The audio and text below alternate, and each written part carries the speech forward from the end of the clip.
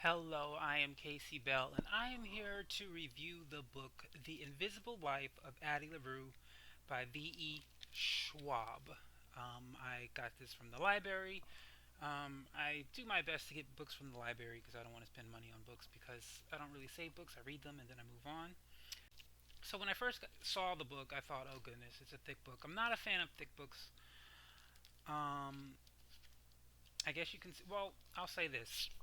I'm not a slow reader when I'm enjoying what I'm reading. If I'm not enjoying it, then it's kind of like I'm resenting and I'm wishing I don't have to read it. I will say, in starting to read it, it was very, in my opinion, to me,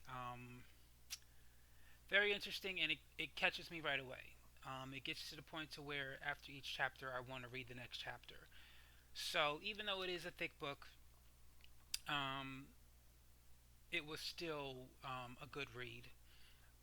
So basically, I will say the themes of this book is A, be careful what you pray, be specific with your prayers, and before you pray, appreciate what you already have because so many times we look at what we don't have and we don't appreciate what we do have.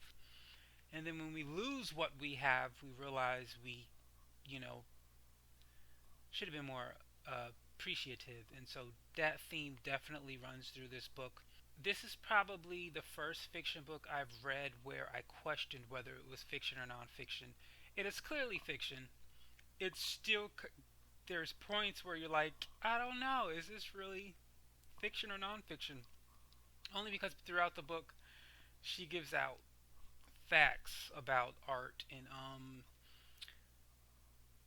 art galleries. So it makes you wonder if this was based on true events or based off of something that's nonfiction. So it's very it's fun in my opinion. It's fun to read because you're really back and forth as is this something that could really happen in real life? And I don't want to give it away. I don't want to spoil the book for you. Um, but it does have to do with gods and demons and things of that nature, and praying to the wrong gods, so to speak. And yeah, so I give it a four only because I personally believe it was way too long. There were parts of the book that I was reading that I felt like if you left it out, the book would still be good and it would still say everything it needed to say. Um, the other thing about the book, it's not in chronological order. It goes back and forth to. It starts, I believe, in 1715, the year 1715, and it goes all the way up to the year 2016. The thing is, you don't go in chronological order. You just go back and forth to different years. Years in the 1700s, in the 1900s, no, 1700s, 1800s, 1900s, and the 2000s, all the way up to 2016. So you're in different years, and it goes back and forth. It doesn't stay steady. Sometimes that's annoying only because once a chapter is over, it's not really complete. The next chapter, though, it starts at a different year. So you have like two chapters to read before you get back to where you left off. So that was a little bit frustrating. One of the things I was thinking to myself as in reading it, I wasn't if this ever became a film, which I would definitely like to see this as a film because they would have to do so much special effects with this film. The only thing I'm questioning now, would I want to see the film in chronological order or in the order the book has it? That is something I would like to see the film for myself to see whether or not they do this book justice. I will definitely say if you are someone right now in your life where you feel like life's not good enough or you're complaining about something or you're wishing something, this is definitely a book to read because it definitely, in me reading it, caused me to appreciate life more so in everything I have instead of focusing on what I don't. And so it's definitely, it took me 5 days to read it. It's 442 pages, 444 pages, including the acknowledgments. I read 100 pages a day, and then the fifth day, obviously, I only read the last 42 pages.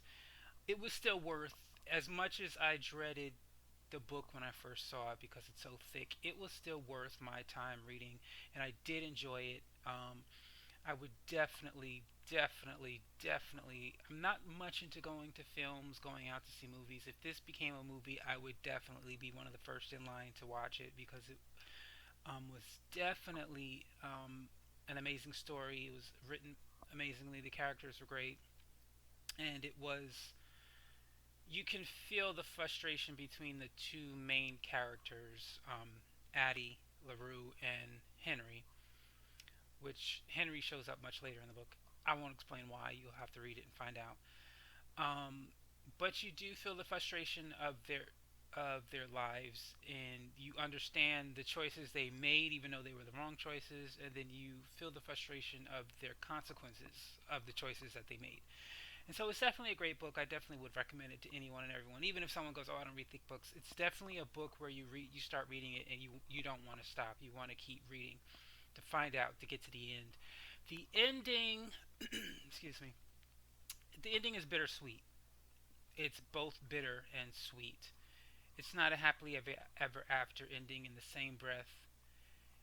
It it's a bittersweet ending. Would I have a better? Of course, there is a better ending, but I think we love those happy ever after endings more so than bittersweet endings, and so I will say that between a happy ever after and a bittersweet ending, I prefer the bittersweet ending. That's the actual ending of the book. Um, so yeah, that's it. The Invisible Life of Addie LaRue by V.E. Schwab.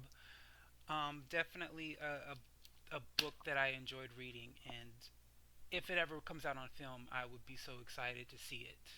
So that's my review of The Invisible Life of Addie LaRue by V.E.